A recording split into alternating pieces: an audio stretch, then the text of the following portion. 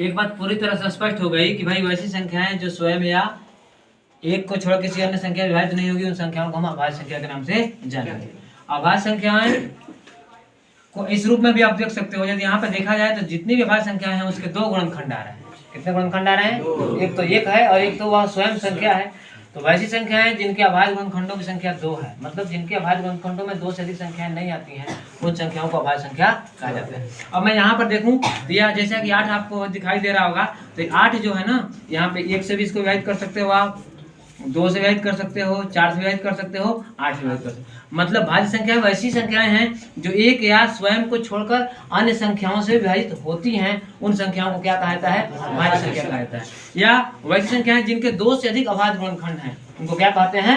भाज्य संख्या। 2 से अधिक मतलब एक और स्वयं को छोड़कर अन्य संख्याएं भी हैं जो उनके गुणनखंडों में शामिल हैं, उन संख्याओं को क्या कहते हैं? भाज्य संख्या। यहाँ पे देखिए 4 क्या है आपको, भाज्य की अभाज्य?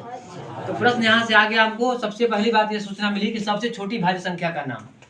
सबसे छोटी संख्या, सबसे छोटी भाज्य संख्या 4 और सबसे छोटी अभाज्य संख्या 2। सबसे छोटी अभाज्य संख्या क्या हो गई आपको? अभाज्य संख्या 2। उसके बाद एक नहीं, नभाज्य है ना अभाज्य है, ठीक ना। 3 से 2, फिर 3 अभाज्य संख्या है, फिर आपको 5 अभाज्य संख्या है, फिर 6 भाज्य होगा। क्या भाज्य हो गया आपका? ये 8, 9, 10, 12, 15। समझ में आ गई बात सबको? तो भाज्य संख्या और अभाज्य संख्या आप अपने आज कॉपी में 1 से लेकर के 100 तक की संख्याओं को लिख करके उसमें भाज्य और अभाज्य संख्या को अलग अलग करके देखें कि कौन संख्या भाज्य है, कौन संख्या अभाज्य है। फिर उसके बाद हम लोग अन्य टॉपिक पर भी चर्चा करेंगे। अभी इसके बाद कुछ मैं प्रश्न अलग ले रहा हूँ जिससे यह ज्ञात हो सके कि भाई भाज्य संख्याओं की। अभी तो एक बात स्पष्ट हो गई कि भाज्य संख्याएं वैसी संख्याएं हैं जिनको अभाज्य संख्याओं के गुणनफल के रूप में व्यक्त किया जा सकता है। भाज्य संख्याएं क्या है? तो अभाज्य संख्याओं का एक गुणनफल है।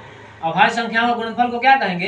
भाज्य संख्या कहेंगे। जैसे मैं एक क्वेश्चन लेता हूँ, 2 गुने 3 गुने 4। अब बताइए मुझे इससे कौन सी संख्या प्राप्त होगी? भाज्य की अभाज्य पूछा जाए तो आप सोच नहीं पाएंगे भाज्य होगा कि। लेकिन गुणनखंड जब गुणनफल के रूप में अभाज्य संख्याएं हैं तो उसको आप क्या कर दो ना, गुना कर दो भाज्य संख्या 5 कर देते हैं। तो अभाज्य संख्याओं का गुणनफल 2 3 6 5 30। 30 कौन संख्या हो गई? भाज्य संख्या। क्यों भाज्य है? तो यह अभाज्य संख्याओं का गुणनफल है। अभाज्य संख्याओं के गुणनफल के रूप में जिन संख्याओं को व्यक्त कर सकते हो उन संख्याओं को भाज्य संख्या कहा जाता है। ठीक है, तो ये भाज्य संख्या, जैसे आपको अभी मैं 60 ले रहा हूँ, ये 60 भाज्य होगा कि अभाज्य होगा? गुणनखंड करके देख लेंगे क्या है, भाज्य की अभाज्य। अब तो आप समझ गए भाज्य संख्याएं क्या है। जैसे मैं लिख रहा हूँ 2 गुने 3 गुने 4 प्लस 4। ये संख्या भाज्य है कि अभाज्य है? अभी तो कहने से नहीं पता चलेगा भाज्य है कि अभाज्य है। हम संख्या पहले संख्या प्राप्त करेंगे और संख्या प्राप्त करने के पश्चात फिर उसको उस गुण धर्म से तुलना करेंगे, कंपेयर करेंगे उसका कि भाई जो भाज्य संख्याओं का गुण है वह गुण इसमें आ रहा है कि नहीं आ रहा है। तो गुना करेंगे 2 3 6 चौका 24, 24 4 28। अब 28 को हम प्राप्त कर लिए हैं। अब 28 भाज्य संख्या की श्रेणी में है कि अभाज्य संख्या की श्रेणी में, उसका तो गुणनखंड बताएगा। तो यहाँ पे अभाज्य संख्याओं का गुणनफल हो गया या, इसलिए क्या है? तो किसी भाज्य संख्या को अभाज्य संख्याओं के गुणनफल के रूप में लिखा। अब पूछेगा क्यों भाज्य है? क्योंकि यह अभाज्य संख्याओं का गुणनफल है, संख्याओं का गुणनफल है। अब आगे प्रश्न आता है कि सबसे छोटी भाज्य संख्या और सबसे छोटी अभाज्य संख्या कौन है? तो सबसे छोटी भाज्य संख्या मैं आपसे पूछूं तो क्या बताओगे? सबसे छोटी भाज्य संख्या, सबसे छोटी अभाज्य संख्या, सबसे छोटी अभाज्य संख्या 2। अब मैं पूछूं सबसे छोटी भाज्य संख्या और सबसे छोटी अभाज्य संख्या का गुणनफल क्या होगा? गुणनफल 4 दूना 8। सबसे छोटी भाज्य संख्या और सबसे छोटी अभाज्य संख्या का भागफल क्या होगा? 4 में 2 से भाग करेंगे तो 2 आएगा। सबसे छोटी भाज्य संख्या और अभाज्य संख्या का अंतर क्या होगा? अंतर मैंने घटाओ, 4 में 2 घटेगा कितना आएगा? 2 आएगा।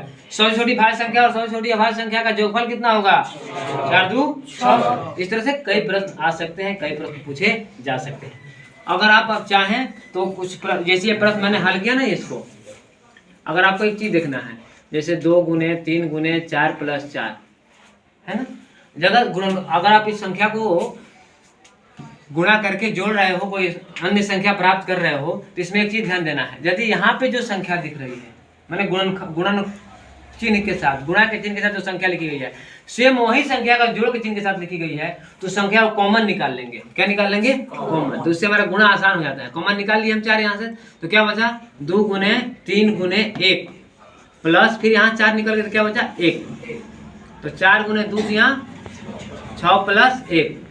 4 का मतलब क्या हो गया? 2 दूना 6 प्लस 1 का मतलब क्या हो गया?